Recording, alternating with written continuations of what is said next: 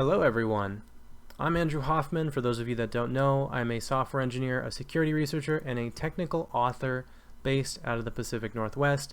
For all my returning subscribers, welcome back. I'm super glad to have you. For anyone who's new to this channel, if you want to see content on cybersecurity, programming, and other topics of interest, and if you like videos like the one that you're about to watch, consider clicking the red subscribe button to the bottom right of the YouTube video, at least in the current UI. Today we're going to be talking about mass assignment vulnerabilities. And this isn't an OWASP 10 vulnerability, but it's a vulnerability that in my experience as a white hat hacker and a pen tester and a security engineer, I've seen a lot of instances of mass assignment vulnerabilities, and I actually think they're just super common, and it's a really easy way for someone to wreck your database. So let's just kind of dig into the meat of it. A mass assignment vulnerability is a vulnerability whereby a user is able to modify fields in your database that you don't intend them to modify. And this often happens, I've seen it very frequently in video games, multiplayer video games, because they're passing a lot of state data and storing it in a database somewhere. I've also seen it in enterprise applications, in particular where there's a lot of customizable form fields that are getting stored in a database. This happens because, well, quite frankly, the developers of those applications just want to store a lot of data really quickly, and protecting against these vulnerabilities can be a little bit tedious. So I want to show you a live mass assignment vulnerability, and I want to exploit it. I want to actually exploit a vulnerable application and tear apart its database. And since everything on this channel is white hat, I've built this Node.js application here. You can see it on the right hand side in my Visual Studio Code. Now this is a Node.js, Express.js application. All this application does is it uses Express.js to bootstrap an HTTP server. It connects to MongoDB through Mongoose. It has this very simple schema which consists of username, password, and balance. So what we're doing is we're writing to the database when someone signs up. We'll create a new user, and this balance is supposed to default to 0. You can see it defined right here. And in fact, it does. So this balance could be a cryptocurrency balance, it could be a fiat balance, it could even be something like gems for microtransactions in a video game. When someone signs up, they're going to pass back some data to this sign-in function. It's going to call a helper function called db.createNewUser, and it's of course going to create a user and pass us any errors that occur during that process. So let's actually run this and let's see what happens. So we'll start by bootstrapping the server, node index.js. The server's on port 3000, and on the left hand side you can see that I'm using Postman. This is just a tool for tinkering with API requests. I'm pointing it at auth/signup. I like to typically, when I build applications, index auth under its own subroute. Just a thing that I do. It doesn't matter for this particular tutorial.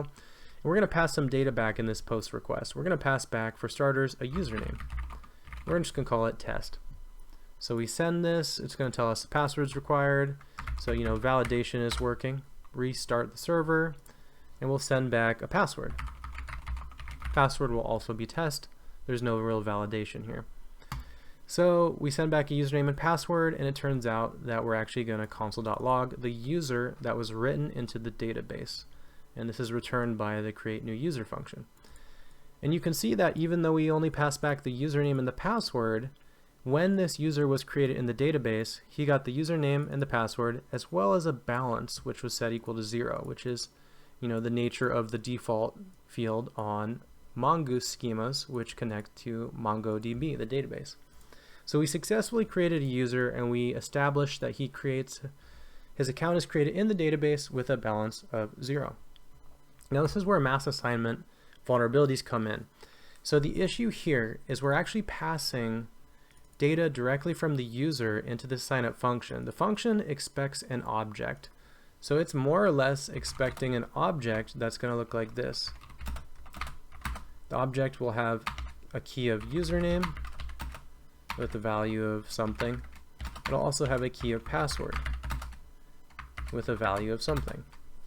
So this is the form of the object that is expected by the createNewUser function. However, we're not actually creating an object and passing it back to that function. We're just accepting whatever the user sends us. So in this case, the mass assignment vulnerability could occur if they were to pass back a balance. Let's try setting a balance to perhaps 500 over here. So I'm setting a new field right here, and this is inside of Postman.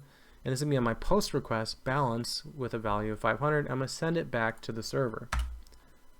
Now you can see I restarted the server, and when I send this back, we still create an account in the database. However, because I passed back this field, balance, the database passes back to me, or the create new user function creates the user and then passes back the user object from the database. And in this case, the balance is actually 500 instead of the 0 that it's supposed to be. So this is kind of an example of how mass assignment can really wreck databases. And mass assignment vulnerabilities occur just from programmer error, and they're very common. I guess you could summarize a mass assignment attack as your application expects, let's say, 2 parameters in this case for our signup function. But rather than getting 2 parameters, it gets 3. And the third parameter just happens to be balance, which is, something very important that we don't particularly want a user to be able to modify upon the time that they sign up. So that's mass assignment vulnerabilities in a nutshell. They're all over the place. It's very common, especially in complex applications. If you want to go get some bug bounties, I've actually found that this is a really good place to start. And you can kind of tell when an API endpoint might be vulnerable to mass assignment just by looking at, number 1, how much data is it sending back, especially key value pairs. Number 2, what's the server running? Is it a dynamic programming language like Ruby or Python or JavaScript? I think those are often more vulnerable since they don't require, the same type of specificity when dealing with data.